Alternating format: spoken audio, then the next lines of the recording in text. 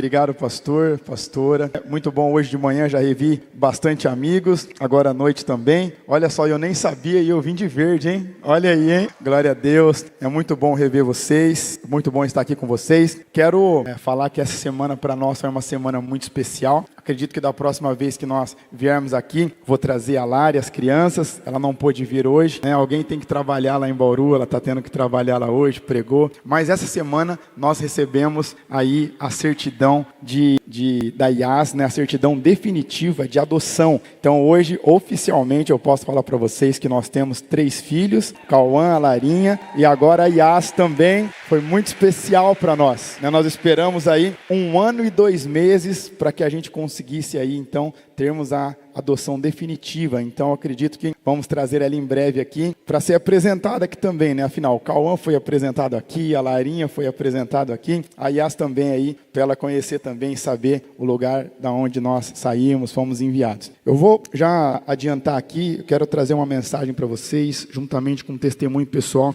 que nós estamos tendo lá em Bauru, muito forte, nesses últimos 3 anos. Até porque daqui a pouquinho eu sei que vocês estão com expectativa. Quantos aqui estão com expectativas de receber aí a molecada que está chegando do FAS? É isso aí. Então eu vou aqui procurar ser bem objetivo, vocês me ajudem. Tenho certeza que vai ser demais, demais, demais. Abra sua Bíblia, por favor, no Evangelho de Mateus, capítulo 6, verso 21. Porque onde estiver o teu tesouro, aí estará também o vosso coração. Fala assim, é tudo sobre o coração. Então a Bíblia é muito clara e enfática em falar assim, olha, você quer procurar o local onde está o coração de uma pessoa, veja onde está o tesouro dela, onde ela coloca o seu tesouro, onde ela coloca o seu tempo, onde ela coloca o teu recurso. Então, quando nós conseguimos identificar isso, prontamente nós sabemos o local onde está o coração de uma pessoa. Eu vou dar um exemplo para vocês. Eu não sei porquê, mas eu ganho muitos relógios.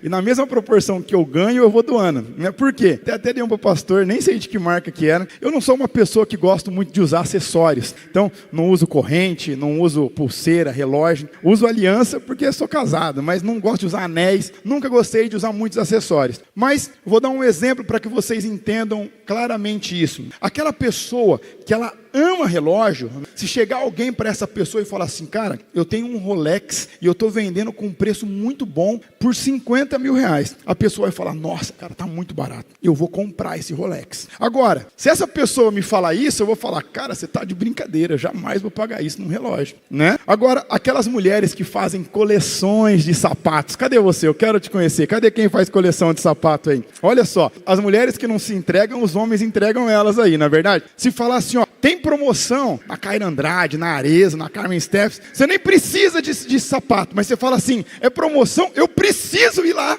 né? Porque eu preciso de mais um. Agora, se é aquela mulher que não gosta muito de sapato, tem só o básico, né, para usar ali no dia a dia, ela vai falar, não tem problema, não estou precisando. Por quê? Porque o coração dela não está nisso. Isso é com todos de uma maneira bem simplória, mas também nós temos aí questões muito intensas. Quem está focado simplesmente em ganhar dinheiro, coloca todo o seu tempo, toda a sua energia, não dá tempo para a esposa, não dá tempo para os filhos, não dá tempo para a família, na verdade, não tem tempo para nada, trabalha.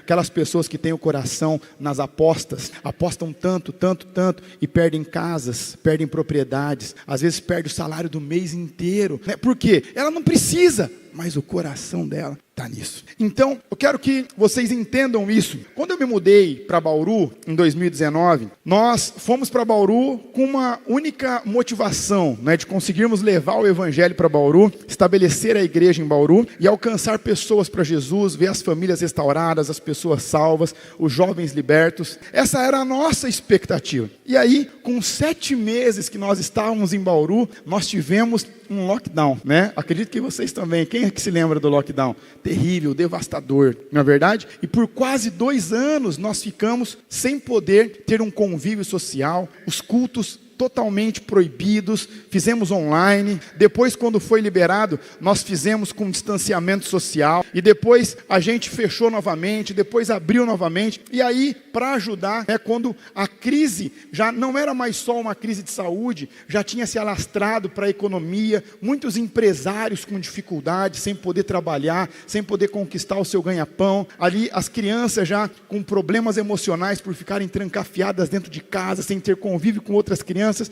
começaram as vacinas, e as vacinas acontecendo, e aí uma luz no final do túnel, né? E aí a nossa prefeita, ela briga com o governador, e aí a gente fica mais 3 meses fechado por causa de briga política, e aí Bauru sofre com isso, né? E ali a demanda social aumentando muito, né? Membros com energia cortada, pessoas precisando de cesta básica, pessoas precisando de remédios, e aquela loucura, e aí eu me pego nessa situação, e eu precisava saber onde estava o meu coração, e aí um dia minha família estava dormindo, a Lari, o Cauã, a Larinha, não tinha a Yasa ainda, e eu começo a olhar aquilo numa madrugada, e eu começo a falar assim: Senhor, por que é que você me tirou de Marília? O que eu vou fazer aqui? Não tinha som, não tinha cadeira, não tinha câmera para fazer transmissão online, não tinha computador para fazer transmissão online, não tínhamos nada, não tínhamos nem canal no YouTube. Eu falei: por que é que o Senhor me trouxe para cá? Porque com toda certeza a pandemia para nós foi uma surpresa. Mas vocês acham que Deus não sabia que ia acontecer isso? Você acha que pegou Deus de surpresa uma pandemia dessa? Claro que não. E aí eu falei assim: se o Senhor sabia disso, por que é que o Senhor me tirou de lá? E aí eu comecei a estudar sobre escassez, sobre a visitação de Deus quando o povo estava escasso, estava sem recurso, estava passando privação. E eu comecei a tentar entender qual era a posição de um homem ou de uma mulher de Deus, para que eu, juntamente com a Lari, pudéssemos agir como tal, para que nós pudéssemos experimentar de fato a bondade de Deus num tempo de crise. Por quê? O tempo de crise, ele revela a verdadeira face das pessoas. É num tempo de crise que a esposa conhece o marido, é num tempo de crise que o marido conhece a esposa, é num tempo de crise que você sabe quem realmente é seu amigo,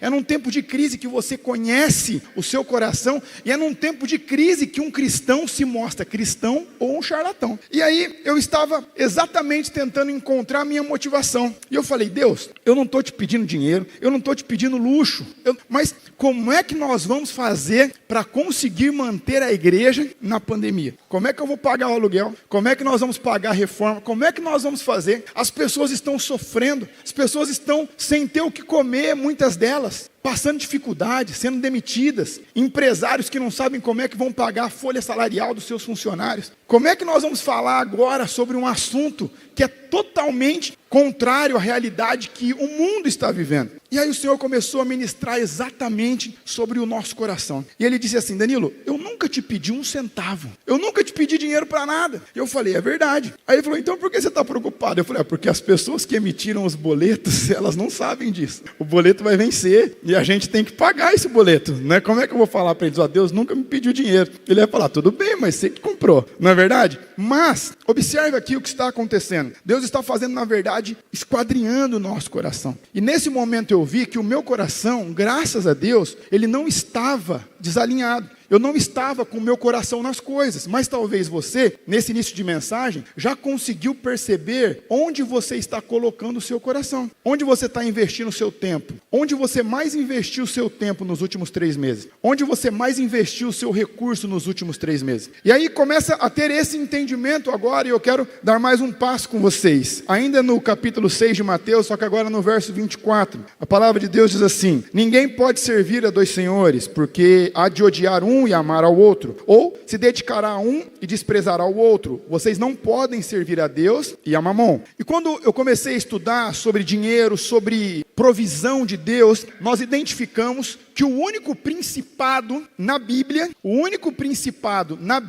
que o próprio Cristo dá um título de Senhor é Mamon. Crime de sangue, homicídio, assassinato, imoralidade sexual, adultério. Nós não temos outro príncipe, Moloque, que recebia sacrifício de crianças, sangue de inocente. Nenhum desses principados receberam o título de Senhor. Mas Mamon sim. E aqui no original a expressão servir é de fato servir como quem obedece. E aí eu comecei a falar assim: Deus, mas como é que uma pessoa pode servir Mamon? E aqui eu passei no primeiro teste, mas no segundo eu já fiquei. Por quê? Eu falei, eu não sirvo Mamon? Ele falou, você que pensa. Eu falei, não, isso aí eu tenho certeza disso. Ele falou, não. Todas as vezes que você recebe uma direção de Deus para fazer alguma coisa e você tem convicção que é de Deus e você pede autorização para Mamon para fazer e ele fala que você não pode fazer porque você não tem dinheiro, você está servindo Mamon. Eu me lembro aqui quantas vezes eu atendia jovens e aí os jovens falavam assim, pastor,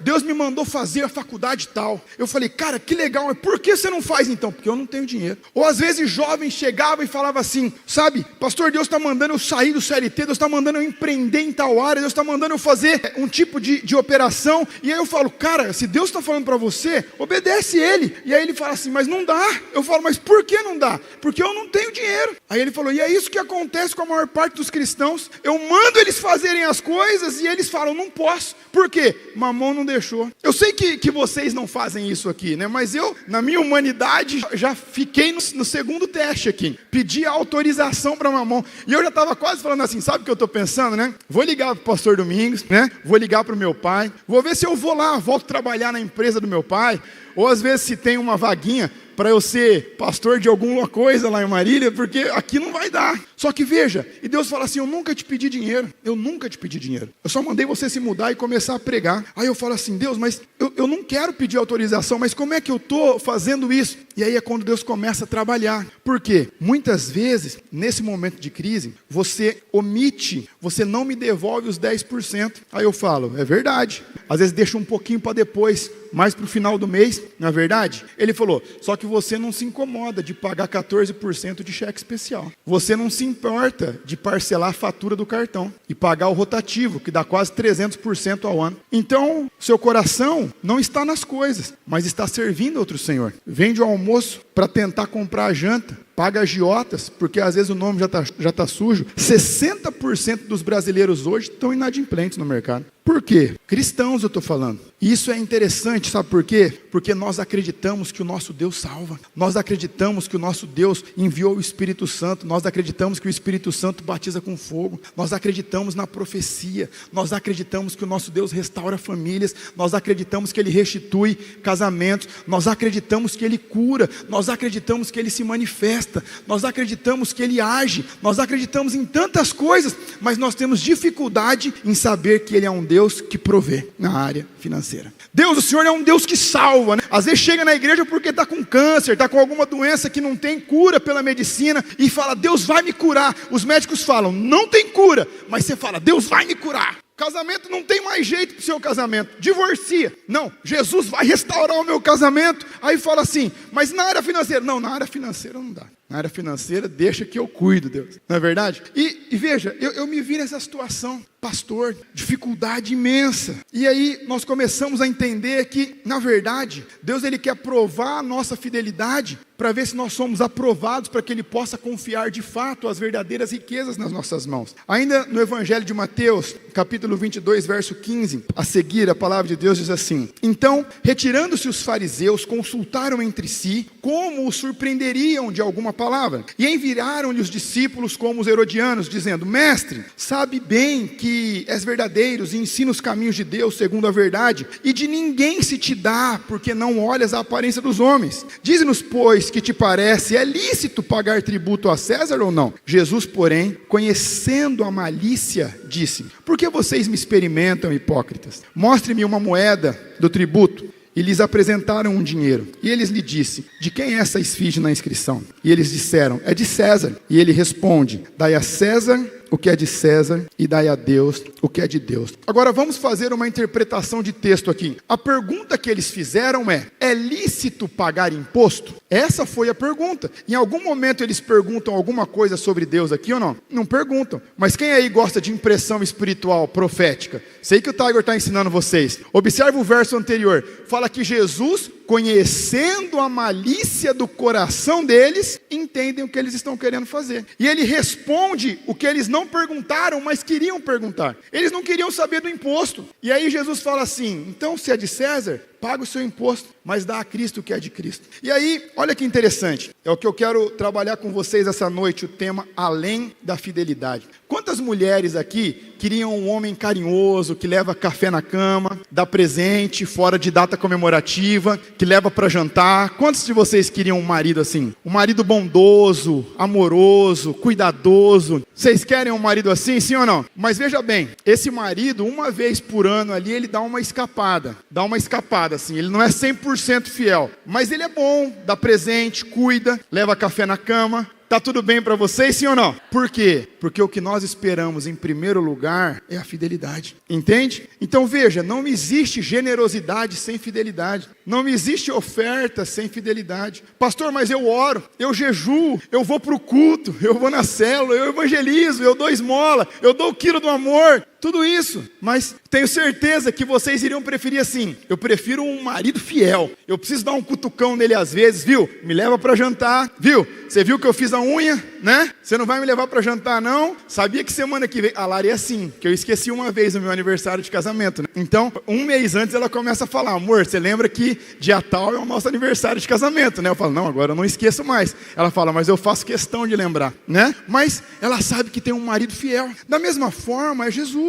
Nós somos a noiva dele. Ele não quer um coração bom, ele não quer um presente, ele não quer um período de jejum, ele quer que você seja fiel por inteiro, entende? E aí, o que acontece? Além da fidelidade, por quê? É tudo sobre o coração. O coração do homem, a humanidade, sempre vai puxar para o lado de favorecimento. Um exemplo oposto desse, quando você vai conversar com uma pessoa que gosta de tomar uns goró, ela vai falar assim, pastor, veja bem, a Bíblia, ela é autoexplicativa. Ela diz assim, você pode beber, mas não deve se embriagar, não é verdade? Aí, aquela pessoa que gosta de entortar o caneco, ela vai falar assim, e eu como sou uma pessoa resistente, eu posso tomar 4, 5 garrafas que não dá nada. Por quê? Eu sou uma pessoa forte, eu não fico bêbado com meia latinha de cerveja. Mas por que está puxando para mais? Porque favorece, né? Os líderes de família aí que vai atender um casal que teve uma DR intensa, calorosa naquela semana, né? Quantos eu já peguei assim? A mulher fala assim, pastor, saiu de si o homem. Tá parecendo um bicho ali. Não,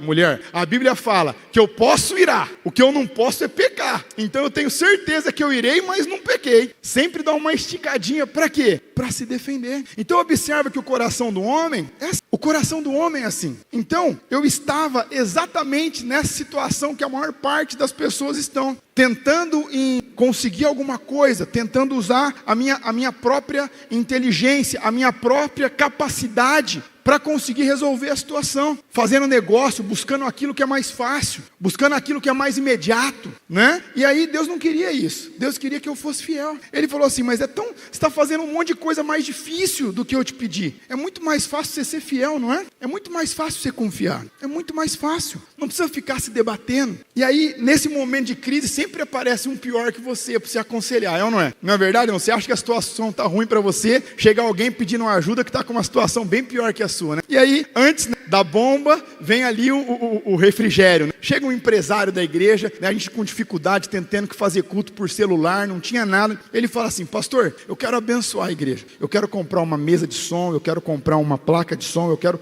montar um sistema de transmissão para que vocês possam fazer o culto. Aí eu falei, cara, glória a Deus, né? E nessa hora a gente fica crente, né? Deus está ouvindo, Deus está abençoando, não é verdade? E aí eu falei, eu quero. Ele falou, então vamos buscar comigo em São Paulo? Eu falei, vamos, tá tudo fechado, a gente foi, comprou de um estúdio, e aí a gente monta lá, aí passa umas 2 semanas, esse mesmo empresário chega para falar comigo, e ele fala assim, pastor, cara, minha situação está desesperadora. Aí eu falei, mas como assim desesperadora? Eu falei, pastor, estou fechado, 80% das empresas que eu presto serviço não são serviços essenciais, só de imposto eu estou devendo 40 milhões. Aí eu falei, rapaz, só de imposto? Ele falou, só de imposto. Eu falei, vamos orar, vamos ver o que Deus tem para você, né? E aí nós oramos, aí passa mais um mês, ele volta, pastor, a situação piorou. Cada mês que passa é uma paulada de conta, não consigo pagar funcionário, não consigo pagar nada. Aí eu falei, cara, então vamos fazer o seguinte, faz um cronograma, né, para que você consiga honrar esses compromissos que estão em abertos e me traz. Aí o cara é uma empresa organizada, né? O cara tem mais de 3.000 funcionários, bem organizado. E aí ele organiza, ele escreve um DRE real, bonitinho,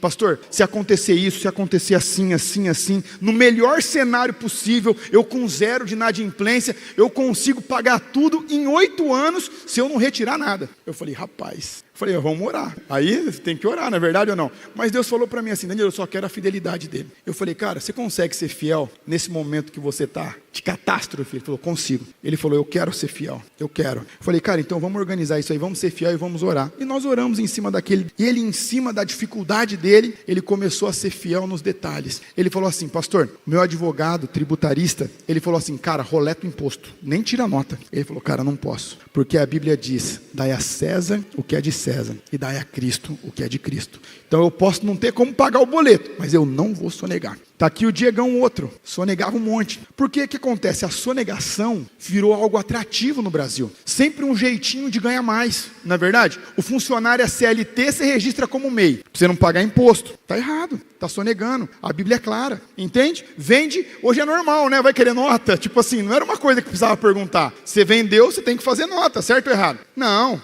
eu vou mandar metade com nota e metade eu mando sem. Não é assim que a gente faz ou não? Infelizmente. Mas o texto é muito claro, ele diz, dai a César o que é de César, e dai a Cristo o que é de Cristo. E ele começou a ser fiel dos detalhes, nos detalhes. Em menos de 3 anos, ele me procura no final do ano passado, e ele diz assim, pastor, você não vai acreditar, Deus está me abençoando tanto, que eu não consigo explicar. Eu estou devendo apenas 12 milhões. Ele devia mais de 100. Ia demorar 8 anos para pagar. Ele falou, se continuar desse jeito, no meio do ano que vem, eu já estou operando no azul novamente. Então veja, pode ser que tenha algum louco aqui, mais louco que ele, mas para alguém dever mais de 100 milhões é difícil, né? Tem bastante, Fabiana, não? É difícil dever mais que 100 milhões, não é ou não? Que deve eu sei que tem, mas 100 milhões é difícil, é ou não é? Mas entenda que para Deus, 10 reais, 100 milhões de reais, qual que é a diferença para Deus, que é o Criador do ouro e da prata? Mas Ele favorece aqueles que são fiéis. Fostes fiel no pouco. No pouco, sobre o muito, eu te colocarei. Mas observe, é fostes, ou seja, você já foi fiel no pouco. Você tem sido fiel no pouco. Por causa disso, eu vou colocar sobre o muito. Eu vou colocar sobre o muito. E nós começamos a fazer isso na igreja. E até eu como pessoa física.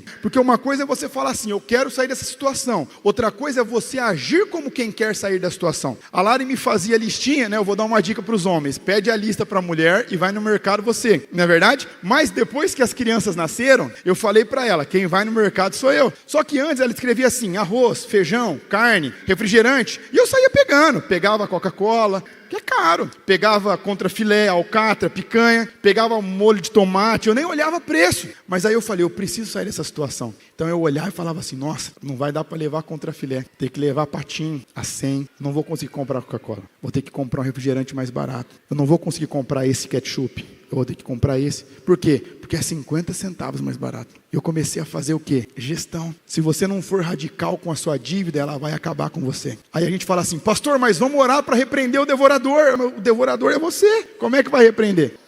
Não é verdade ou não? Imagina, tá igual aquele meme que tá saindo agora no TikTok, né? Orando para começar o serviço. Deus, a fofoca, cai um. Aí você fala, Deus, repreende o devorador da minha vida. Plum, aí você cai. Né? Por quê? Tá com o cartão de crédito na mão, tá passando. Mas observa, nós precisamos fazer isso na nossa vida pessoal. E depois com a igreja também. Organizando, fazendo contenção de custo. Organizando tudo, sendo fiel. E falando, Deus, o que cabe ao ser humano fazer, nós estamos fazendo. E aí entra no Evangelho de Mateus, capítulo 23, verso 23, diz assim, ai de vocês, mestres da lei, hipócritas, vocês dão o dízimo da hortelã, do endro e do cominho, mas têm negligenciado os preceitos mais importantes da lei, a justiça, a misericórdia e a fidelidade. Vocês devem praticar estas coisas, mas sem omitir aquelas. Então, olha que interessante, quando você vai estudar a história de Israel, você vai aprender o seguinte, que se você estudar sobre as 7 principais rendas de Israel, os 7 frutos de Israel, você vai encontrar a oliveira, a tamareira,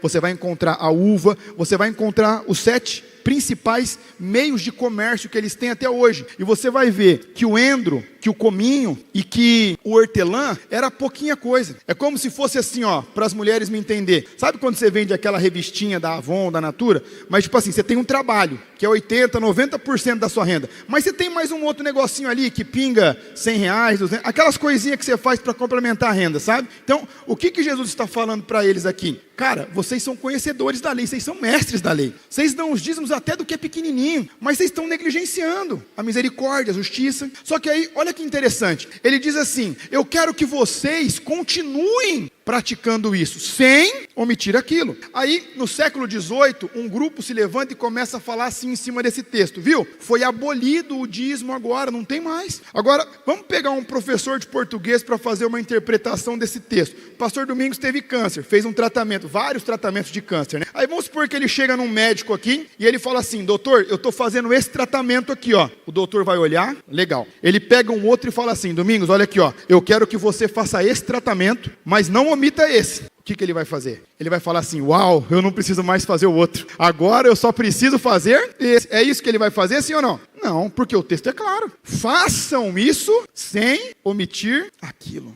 E Deus me ensinou algo, e por isso que eu estou aqui.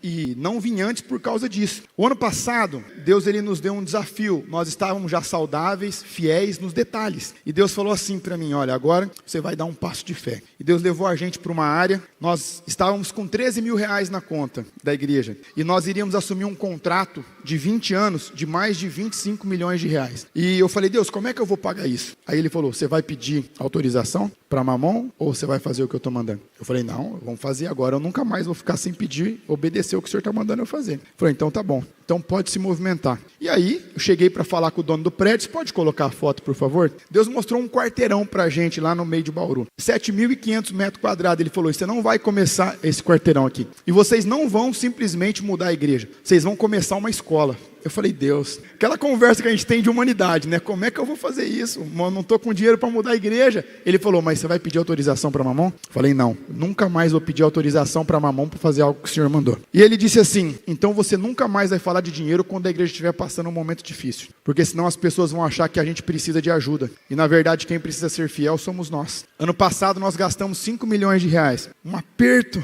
E Deus falou, vocês não vão falar sobre dinheiro, porque a fidelidade não tem a ver com necessidade. Quando eu estava falando com o pastor Domingos, exatamente isso, ele falou assim, ó, em agosto, foi agosto ou setembro?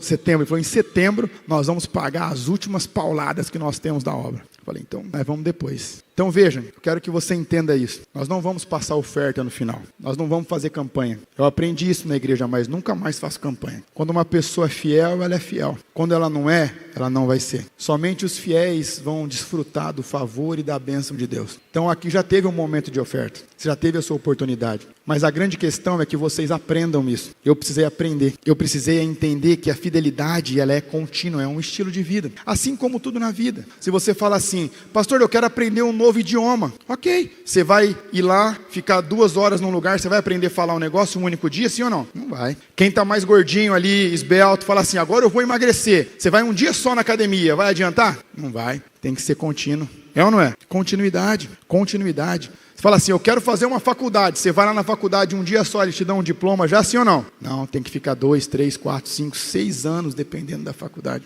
Por quê? É estilo de vida. É uma prática constante. A fidelidade é uma prática constante. E para caminhar para o final, eu quero que vocês entendam, não é porque talvez vocês já começaram que nós não vamos ter dificuldade no meio do caminho, né? Eu tenho procurado aprender muito sobre isso. Deus tem me conectado com pessoas que movimentam muito dinheiro, e eu nunca procurei isso. Com pessoas que têm muito poder, e eu nunca procurei isso. E eu tenho procurado aprender, porque a maioria das pessoas que tem poder não tem discernimento. A maioria das pessoas que tem dinheiro, às vezes não tem um coração alinhado com o de Deus. E em junho desse ano eu tive a oportunidade de almoçar, sentar na mesa do Cash Looney e aprender com ele. Foi uma pessoa que eu sempre admirei no que diz respeito à conquista, avanço do reino de Deus em um lugar totalmente improvável. E sentando com ele, ele disse assim, quando eu estava construindo isso aqui, nós gastamos 126 milhões de dólares aqui, em 2014. O dólar para o real está 5-1, a moeda deles está 12-1. Só para vocês terem uma noção, eles gastaram mais de 1 bilhão na moeda deles. E Deus mandou ele fazer uma casa para Deus, ele fez a casa de Deus. E quando eu sentei para almoçar com ele, ele disse assim, quando eu estava para acabar, faltava 30%. Começou uma pressão da igreja, uma pressão muito forte. Está gastando muito, tem que parar, e não sei o que, e não sei o que. E ele foi orar, e ele estava pisando onde seria o jardim. No jardim, eles gastariam 2 milhões de dólares. Ele falou, Deus, me ajuda a acabar pelo menos dentro da nave.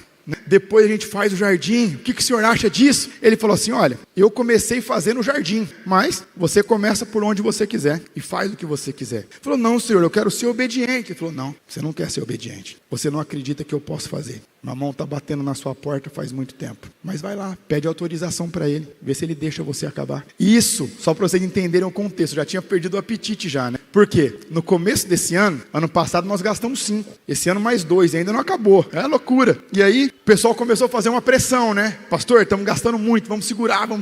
E aí, né, eu falei assim, então tá bom, vamos fechar, vamos parar a obra 6 meses. 6 meses, e eu estava lá com a obra parada. E eu estava crente que ele ia falar assim, eu mandei parar a obra, não é verdade ou não? Para eu respirar fundo. E ele disse assim, Senhor, eu nunca mais vou me acovardar diante de uma situação, de uma crise, se foi o Senhor, veja bem, se foi o Senhor que me mandou fazer. E aí eu fiquei olhando para a cara dele assim, eu falei, nossa cara, eu já mandei parar a obra, eu já comecei a me sentir um incrédulo ali no meio, né? E aí eu fiz um compromisso com os meus líderes, eu levei minha diretoria para essa caravana comigo. E eu falei assim, gente, eu nunca mais vou me acovardar diante de uma situação dessa. Por quê? Porque eu me vi sendo um crente manco.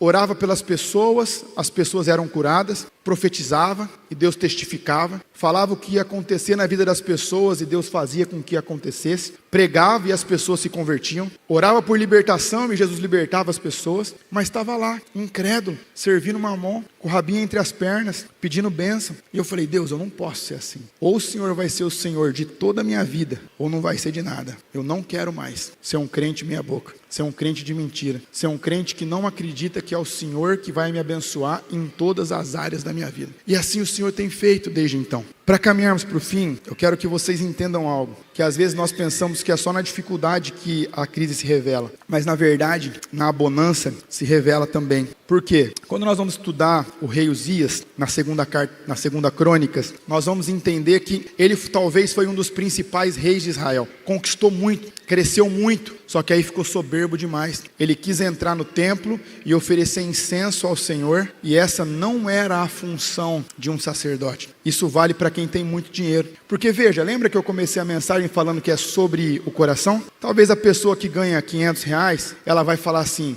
se eu der 50, vai fazer falta. Mas às vezes a pessoa que ganha 200, 300, ela fala o quê? Eu não vou dar 20, 30, é muito. Aí, o que a pessoa tenta fazer? Eu vou dar 2 aqui, eu vou dar 1.000 aqui, eu vou dar 3 ali. Acha que pode fazer a gestão. Quem tem unção de rei, conquista riquezas. Só isso. Não tem autoridade para fazer gestão. E nós vemos acontecendo a mesma coisa com Saul, que no meu entendimento a queda de Saul começa aqui. 1 Samuel, a partir do capítulo 13, a partir do verso 8, e isso vale para mim e para você. Israel estava cercado e eles iam ter uma grande guerra, e eles queriam fazer uma oferta e sacrifícios no altar, e Samuel estava demorando chegar. Sabe às vezes quando você começa a orar para Deus te dar uma bênção, ou para Deus te dar um livramento, e parece que Deus está demorando, e aí você tenta buscar um jeitinho, você tenta ajudar Deus com a sua inteligência, porque às vezes você acha que Deus não é inteligente o suficiente, ou que Ele não vai ter condição de prover. Aí Saul está lá, vê aquela situação, Samuel está demorando muito.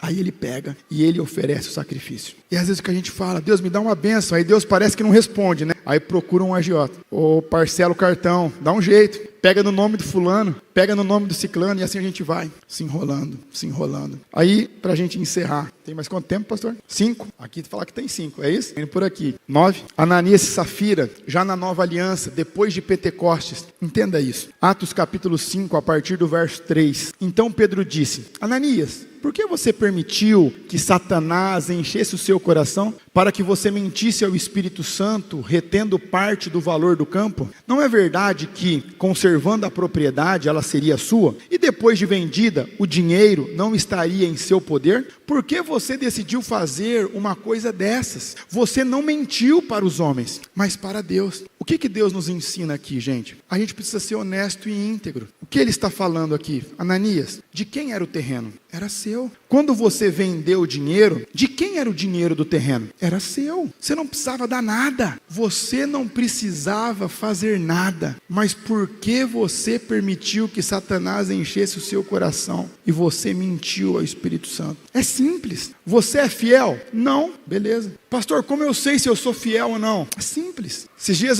me mandaram um meme na internet assim, de uma pergunta, né, para esses pastores frustrados que nunca conseguiram construir nada bem sucedido, e aí eles respondem e dão voz para essas pessoas que também têm dificuldade de entender que a Bíblia é complexa e completa. Pastor, acabou o meu gás, eu dou o dízimo ou eu compro o gás? Falou, e aí, pastor? Falou, primeiro precisa fazer uma escola de educação financeira. Primeiro ponto é esse. Por quê? Porque dízimo é o primeiro, não é o final. Então, em cima da pergunta, o que eu vou entender? Que ela acabou de receber o dinheiro, acabou, e o gás dela acabou. Agora, se ela está falando para o final do mês, ela já não é mais fiel. Ela já gastou o dinheiro com outras coisas. Você até pode dar 10% no final do mês, mas se não foi o primeiro, você não pode falar que é dízimo. Você pode falar assim, pastor, eu dei uma oferta de 10%, mas não é dízimo. Por quê? Porque eu ainda não confio que Deus vai prover se eu der o primeiro. Isso é honestidade, isso é integridade. O dinheiro é seu. É seu, é só você ser honesto, falar assim, eu sou fiel, eu não sou fiel, eu sou ofertante, eu não sou. Por quê? A gente sabe que em todo lugar tem pessoas sem noção. Um exemplo, quantos de vocês gostam de fazer churrasco com os amigos e cada um leva um kit churrasco? Tem que levar um kit, tem ou não tem? Mas não tem sempre aquele sem noção que nunca leva e ainda quer comer mais e reclama de tudo? Na igreja também tem gente assim, não é só lá no kit churrasco, aqui também tem. Então, você pode falar, pastor, eu sou uma pessoa que tenho noção, então eu pelo menos ajudo com alguma coisa para dar uma rateada nas despesas, é isso que eu faço e tá bom. Só que o que eu quero falar com vocês essa noite é propor algo para que vocês aprendam, para que vocês possam viver além da fidelidade, para que vocês possam experimentar a bênção e o favor de Deus. A equipe de louvor pode subir. Veja, eu não acredito mais na questão da maldição, de verdade. Eu sei que tem pessoas que pensam diferente, mas eu não acredito. A grande questão não é a maldição, é a falta da bênção, que é diferente.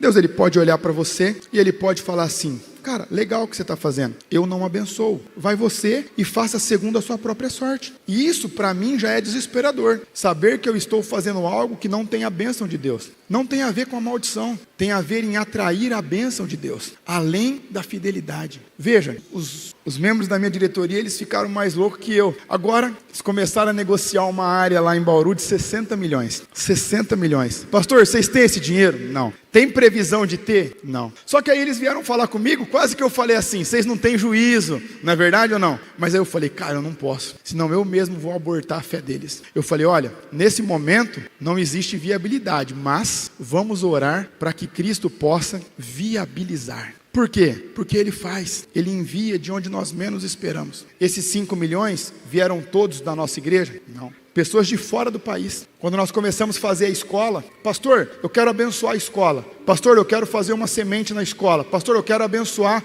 o projeto da escola. Falei, amém. Só que veja, eu trabalho com integridade. Eu tenho um entendimento e eu pratico dessa maneira. Uma vez um rapaz católico, o filho dele já tinha ficado internado em diversas clínicas de recuperação. Era usuário de drogas. Já tinha gastado milhares de reais nessas clínicas de internação. E aí o filho se converte na nossa igreja e o menino é liberto. E o pai católico chega e fala assim, pastor, eu quero fazer algo como gratidão ao que vocês estão fazendo pelo meu filho. Eu quero devolver o dízimo aqui. Falei, cara, não posso. Você não congrega aqui. Eu aprendi que você devolve o dízimo no lugar que você congrega. Então, se você é católico, procura o seu padre, procura a sua paróquia e devolve o dízimo lá. Agora, se você quiser fazer uma oferta de gratidão aqui, a oferta você faz o que você quiser. Por que eu digo isso para vocês? Porque não tem a ver com dinheiro. O cara era grande, empresário grande, tinha frotas de caminhão. Se eu tivesse com o meu dinheiro movido por dinheiro, eu ia falar, cara, ótimo, vou te passar o pique já, não é verdade ou não? Mas falei, não é certo. Agora, se você se converter, você for membro aqui, você congregar aqui, tudo bem. Então veja,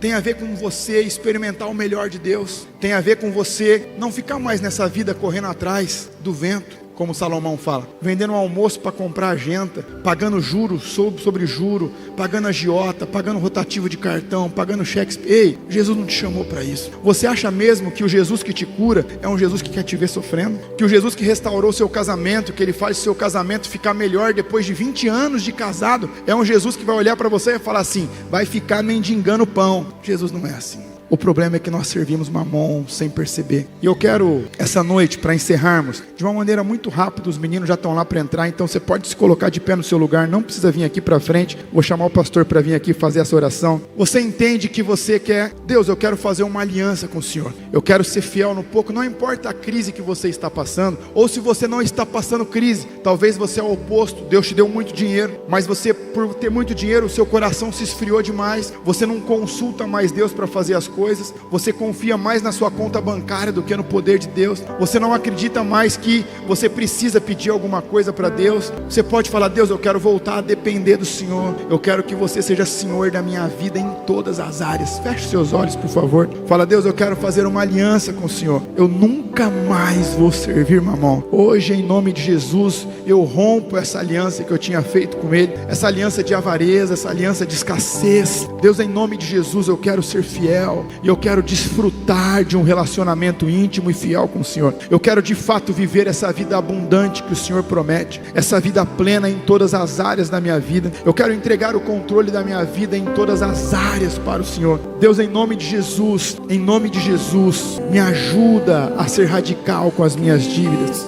Me ajuda a romper com as minhas dívidas, Deus. Me ensine a pagá-la, a honrá-la. Deus, me favoreça para que eu possa sair dessa situação. Me favoreça para que eu possa ter paz.